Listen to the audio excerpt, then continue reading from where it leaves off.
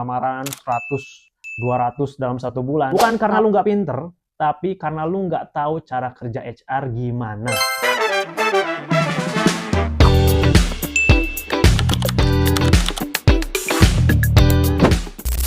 Di video ini gue bakal bahas tentang cara kerja HR dalam proses rekrutmen. Sebelumnya perkenalkan gue Adi sebagai HR generalis ya, dengan pengalaman kurang lebih di 5 tahun ya, sebagai HRD kurang lebih di 3 tahun. Meskipun pengalamannya masih minim, tapi seenggaknya gue bakal sharing beberapa hal yang mungkin bermanfaat untuk lu nanti ngelamar kerja. Nah, jadi kenapa sih ada orang yang ngelamar kerja ya, ngirim CV, ngirim lamaran 100, 200 dalam 1 bulan, tapi nggak pernah dipanggil. Nah, sedangkan ada yang cuma kirim lamaran 5-10, tapi dia langsung dipanggil interview dan langsung kerja. Nah, jawabannya, bukan karena lu nggak pinter, tapi karena lu nggak tahu cara kerja HR gimana. Jadi gua bakal bongkar tentang strategi untuk masuk perusahaan impian lu. Gimana cara HR menyeleksi lamaran lu, itu gua bakal bahas satu persatu. Nah, semuanya ini mulai dari CV. CV itu banyak orang yang bikin kayak cerita hidup, ya. Jadi panjang tapi isinya nggak kemana-mana. Sedangkan gue bakal bahas tentang CV terlebih dahulu. Cuman ini nggak bakal lengkap mungkin karena akan gue bikin dengan video terpisah ya. Yang pasti sebelum lu buat CV, lu harus tentuin atau lu harus tahu dulu posisi apa yang mau lu lamar. Jadi harus relevan dengan CV-nya. Contoh, kita mau ngelamar sebagai marketing atau digital marketing. Jadi nggak bisa kalau misalnya CV lu ternyata orangnya office banget nih atau admin banget nih, itu nggak bisa. Kayak gitu, karena job desk-nya juga berbeda. Terus yang kedua, pengalaman lu sesuai atau enggak.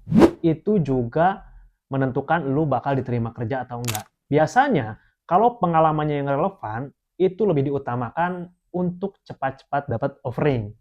Tapi sebelum ke sana, skill lu juga harus tahu ada di mana. Sebagai study case, tadi kita bahas tentang apply ke digital marketing atau marketing. Artinya lu harus mempunyai skill-skill tersebut. Ya, entah itu dari negosiasi, penggunaan Microsoft, terus penggunaan sosial media, itu lu harus tahu flow-nya gimana dan arahnya gimana. Sehingga nanti ketika HR bertanya, lu udah banyak tahu informasi yang bakal lu sebutkan ketika menjawab pertanyaan dari seorang HR. Nah, jadi kembali lagi tentang CV, artinya gini, CV itu seorang HR ya, melihat CV itu cuma butuh waktu 3-7 detik atau 5-10 detik. Artinya harus benar-benar tertulis sesuai dengan apa yang lu punya. Nah, contohnya HR itu biasanya kalau gua itu cek itu seperti huruf E atau huruf F. Di garis yang pertama yang lu harus tunjukkan adalah experience ya, atau pengalaman kerja lu. Pengalaman kerja lu di mana? Kalau lu mau apply ke posisi digital marketing atau marketing, berarti tulislah pengalaman yang paling relevan. Yang misalnya pernah menjadi marketing juga atau sales ya. Meskipun masih sama kan itu ada beda, ada yang marketing B2B, ada yang B2C, bahkan ada yang B2G. Itu lu sesuaikan dengan apa yang mau lu lamar berikutnya.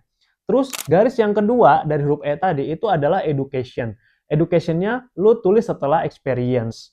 Terus yang ketiga baru skill.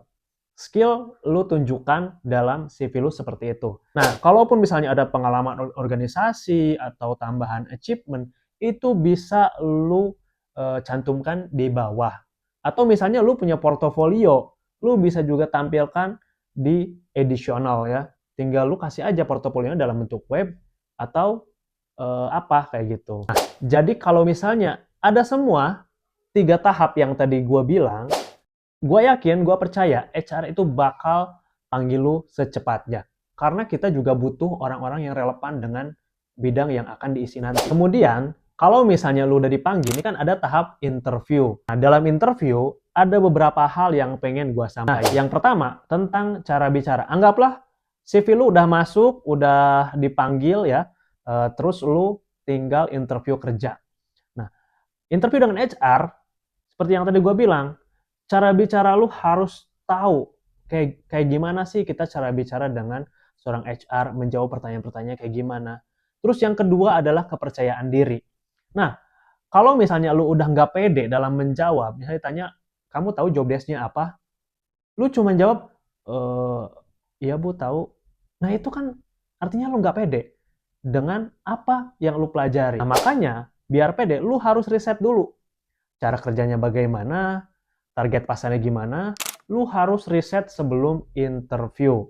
Terus yang ketiga adalah attitude. Attitude lu juga harus diperhatikan ya. Jangan sampai lu ketika ada interview dengan HR, pegang HP seperti ini, atau pegang HP seperti ini, itu nggak boleh ya. Kayak gitu, karena itu masuknya ke attitude. Apalagi di beberapa perusahaan itu ada yang namanya SP attitude. Nah, jangankan udah kerja, belum keterima kerja aja, lu udah ngelanggar attitude tersebut.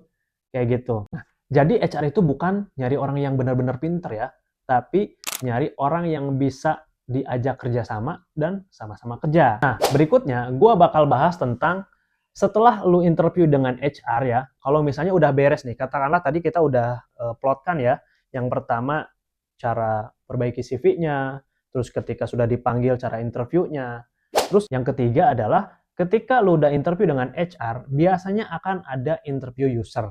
Ini yang menentukan lu kerja atau enggak. Oke, kita anggaplah udah selesai dengan interview HR. Kok nggak menentukan? Ya ini kan menentukan lu lolos ke interview user atau enggak. Kayak gitu. Jadi di interview user ini, hal-hal teknis pasti bakal dibahas. Nah, apa aja sih kira-kira? Yang pertama adalah teknis kerja. Teknis kerjanya gimana, lu harus paham. Karena user pasti akan membahas tentang teknis bekerja lu kayak gimana. Kayak gitu. Terus yang kedua adalah cara kerja. Cara kerjanya kayak gimana? Jangan sampai lu misalnya masuk ke divisi marketing, tapi tiba-tiba lu harus ada canvassing, harus digital marketing, lu kaget. Terus lu komplain, Pak saya pengennya jadi admin, Pak saya pengennya jadi ini, jadi itu, yang nggak mau ke lapangan. Nah itu kan berarti lu nggak riset dulu sebelumnya. Terus yang ketiga adalah lu harus punya problem solving. Ya kenapa gua bilang seperti ini? Karena setiap pekerjaan itu harus ada win-win solutionnya. Kayak gitu. Anggaplah lu masuk kerja, karena gue yakin setiap perusahaan itu dengan adanya lu masuk pasti bola panas. Ya, ya kalau misalnya nggak ada bola panas kan nggak mungkin tiba-tiba ada yang resign atau tiba-tiba ada yang PHK, itu kan nggak mungkin. Kayak gitu. Makanya lu harus punya problem solving. Nah selanjutnya kalau misalnya di interview user udah oke, berarti kan udah 3 tahap ya, ngirim CV, kemudian juga interview HR, interview user. Kalau tahapan ini udah oke semua, oh ya, gue sorry lupa bilang, biasanya di interview HR itu ada psikotes juga ya.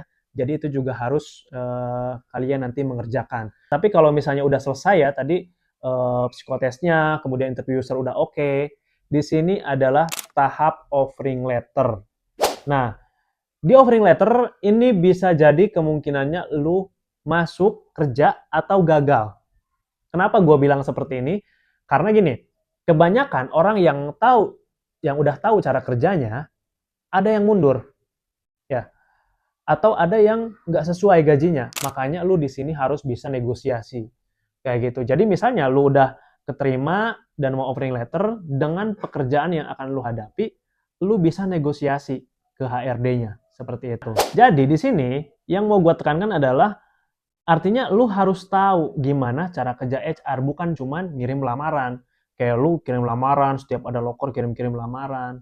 Kalau misalnya dari mulai strategi cara kerja HR-nya juga belum ngerti, ya gimana mau kita dipanggil. Oke, kalau misalnya video ini ngebantu, gue bakal banyak bahas tentang dunia HR dan bagaimana cara kirim lamarannya, atau misalnya nanti strategi ketika lu udah bekerja biar kenaikan jabatannya secara cepat. Tapi jangan lupa di like, share, and subscribe agar notifikasinya aktif dan gak ketinggalan videonya. Thank you and stay classy.